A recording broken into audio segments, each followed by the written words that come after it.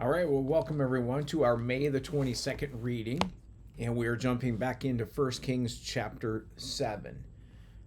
It says, Solomon also built a palace for himself, and it took him 13 years to complete the construction. One of Solomon's buildings was called the Palace of the Forest of Lebanon. It was 150 feet long, 75 feet wide, and 45 feet high. There were 4 rows of cedar pillars, and great cedar beams rested on the pillars. The hall had a cedar roof. Above the beams on the pillars were 45 side rooms arranged in 3 tiers of 15 each. On each end of the long hall were 3 rows of windows facing each other. All the doorposts and doorways had rectangular frames and were arranged in sets of 3 facing each other. Solomon also built a hall of pillars, which was 75 feet long and 45 feet wide. There was a porch in front, along with a canopy supported by pillars. Solomon also built the throne room, known as the Hall of Justice, where he sat to hear legal matters. It was paneled with cedar from floor to ceiling. Solomon's living quarters surrounded a courtyard behind this hall, and they were constructed the same way. He also built similar living quarters for Pharaoh's daughter, whom he had married. From foundation to eaves, all these buildings were built from huge blocks of high-quality stone, cut with saws and trimmed to exact measure on all sides. Some of the huge foundation stones were 15 feet long, and some were 12 feet long. The blocks of high-quality stone used in the walls were also cut to measure, and cedar beams were also used. The walls of the great courtyard were built so that there was 1 layer of cedar beams between every 3 layers of finished stone, just like the walls of the inner courtyard of the Lord's temple with its entry room. King Solomon then asked for a man named Hiram to come from Tyre. He was half Israelite, since his mother was a widow from the tribe of Naphtali, and his father had been a craftsman in bronze from Tyre. Hiram was extremely skillful and talented in any work in bronze, and he came to do all the metalwork for King Solomon. Hiram cast 2 bronze pillars, each 27 feet tall and 18 feet in circumference. For the tops of the pillars, he cast bronze capitals, each 7.5 feet tall. Each capital was decorated with 7 sets of latticework and interwoven chains. He also encircled the latticework with 2 rows of pomegranates to decorate the capitals over the pillars. The capitals on the columns inside the entry room were shaped like water lilies, and they were 6 feet tall. The capitals on the 2 pillars had 200 pomegranates in 2 rows around them, beside the round surface next to the latticework. Hiram set the pillars at the entrance of the temple, one toward the south and one toward the north. He named the one on the south Jachin and the one on the north Boaz. The capitals on the pillars were shaped like water lilies, and so the work on the pillars was finished. Then Hiram cast a great round basin, 15 feet across from rim to rim, called the sea. It was 7.5 feet deep and about 45 feet in circumference. It was encircled just below its rim by 2 rows of decorative gourds. There were about 6 gourds per foot all the way around, and they were cast as part of the basin. The sea was placed on a base of 12 bronze oxen, all facing outward. 3 faced north, 3 faced west, 3 faced south, and 3 faced east, and the sea rested on them. The walls of the sea were about 3 inches thick, and its rim flared out like a cup and resembled a water lily blossom. It could hold about 11,000 gallons of water.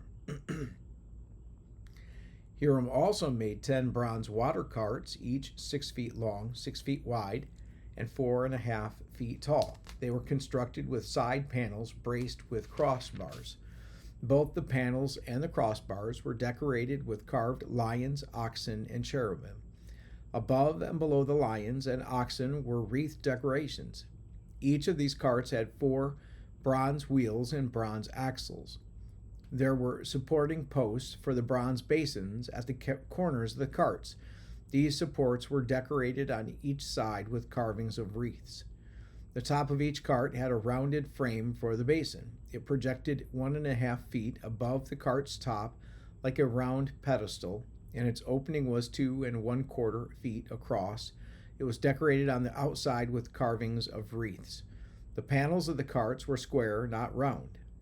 Under the panels were 4 wheels that were connected to axles that had been cast as one unit with the cart. The wheels were 2.25 feet in diameter and were similar to chariot wheels. The axles, spokes, rims, and hubs were all cast from molten bronze. There were handles at each of the 4 corners of the carts, and these too were cast as one unit with the cart. Around the top of each cart was a rim 9 inches wide.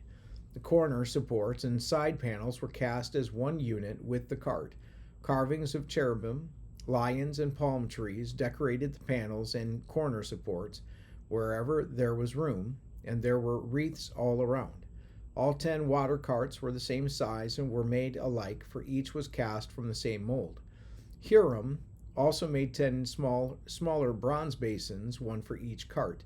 Each basin was 6 feet across and could hold 220 gallons of water. He set 5 water carts on the south side of the temple and 5 on the north side. The great bronze basin, called the sea, was placed near the southeast corner of the temple. He also made the necessary wash basins, shovels, and bowls. So at last Hiram completed everything King Solomon had assigned to him to make for the temple of the Lord.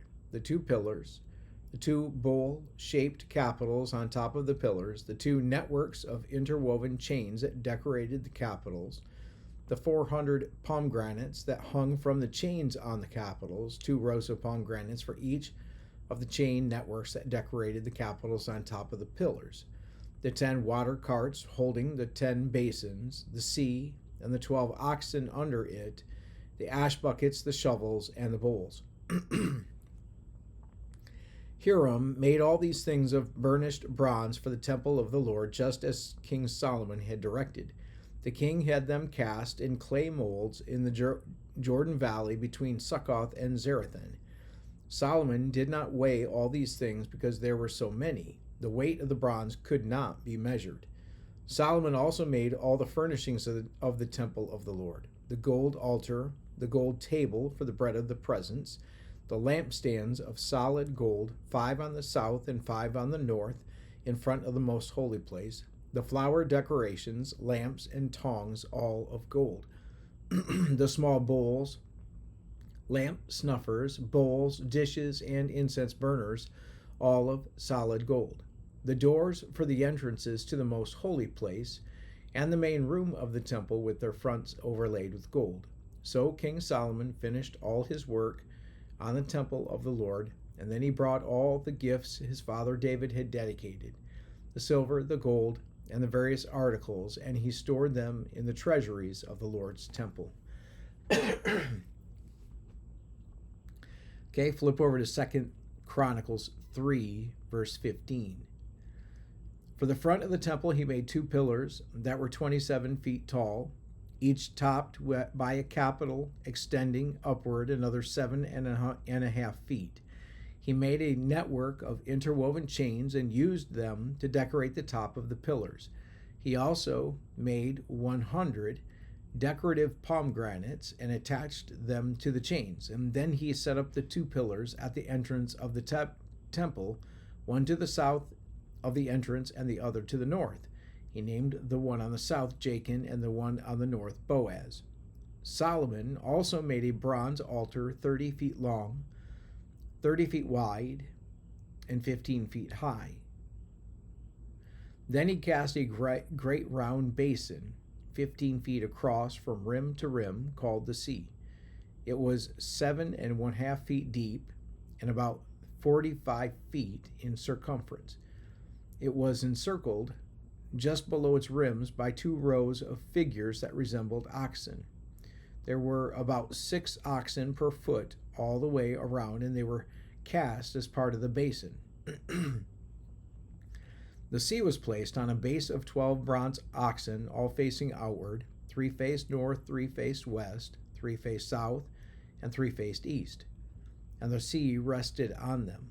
The walls of the sea were about 3 inches thick, and its rim flared out like a cup and resembled a water lily blossom. It could hold about 16,500 gallons of water. He also made 10 smaller basins for washing the utensils for the burnt offerings. He set 5 on the south side and 5 on the north. But the priests washed themselves in the sea. He then cast 10 gold lampstands according to the specifications that had been given, and he put them in the temple. 5 were placed against the south wall, and 5 were placed against the north wall. He also built 10 tables and placed them in the temple, 5 along the south wall and 5 along the north wall. Then he molded 100 gold basins. He then built a courtyard for the priests and also the outer courtyard, the large outer courtyard. He then built a courtyard for the priests. He made doors for the courtyard entrances and overlaid them with bronze. The great bronze basin called the Sea was placed near the southeast corner of the temple. Hiram Abi also made the necessary wash basins, shovels, and bowls. So at last Hiram Abi completed everything King Solomon had assigned him to make for the temple of God. The 2 pillars, the 2 bowl-shaped capitals on top of the pillars, the 2 networks of interwoven chains that decorated the capitals, the 400 pomegranates that hung from the chains on the capitals, 2 rows of pomegranates for each of the chain networks that decorated the capitals on top of the pillars, the water carts holding the basins, the sea, and the 12 oxen under it, the ash buckets, the shovels, the meat hooks, and all the related articles. Hiram Abi made all these things of burnished bronze for the temple of the Lord, just as King Solomon had directed. The king had them cast in clay molds in the Jordan Valley between Succoth and Zarethan. Solomon used such great quantities of bronze that its weight could not be determined. Solomon had also made all the furnishings for the temple of God, the gold altar, the tables for the bread of the presence, the lampstands and their lamps of solid gold to burn in front of the most holy place as prescribed, the flower decorations, lamps, and tongs, all of the purest gold, the lamp snuffers, bowls, dishes, and incense burners, all of solid gold, the doors for the entrances to the most holy place, and the main room of the temple overlaid with gold. All right, so this is one incredible temple that's being built. Okay, so it is a glorious temple. Could you imagine the sheer size of everything, the beauty of everything? Nothing was spared in the giving of honor and glory to God. It would have been a sight to see. And I love that they are giving their best. They're giving their best to God for the use of the temple. They're giving their best, and it is a good thing. They're putting God first in the life of the community.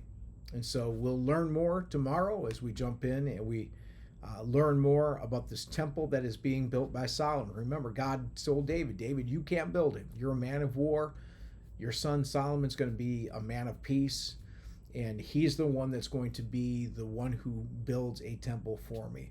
And so that's what's happening. Solomon is the architect of all of this, where he's working, and God is doing something special in that moment in Israel. It must have been something really incredible for the entire community to go through. And we have community of faith, right? We have communities of faith that we are a part of. That we are building ourselves as temples to the Lord and worshiping Him and putting Him first, giving Him our best as well. So that'd be the question I'd ask is, are you giving God your best, or is He just kind of getting the leftovers? And let's make sure that if He's getting the leftovers, let's just be honest and evaluate And if he's getting the leftovers, we can turn the corner and we can start giving him our best. Because our best is always absolutely the very best thing to give to God. Let's give him our best and glorify him, and God sees it and recognizes it when we put him first. All right, well, thanks so much for reading with me, and I hope that you have a really great day.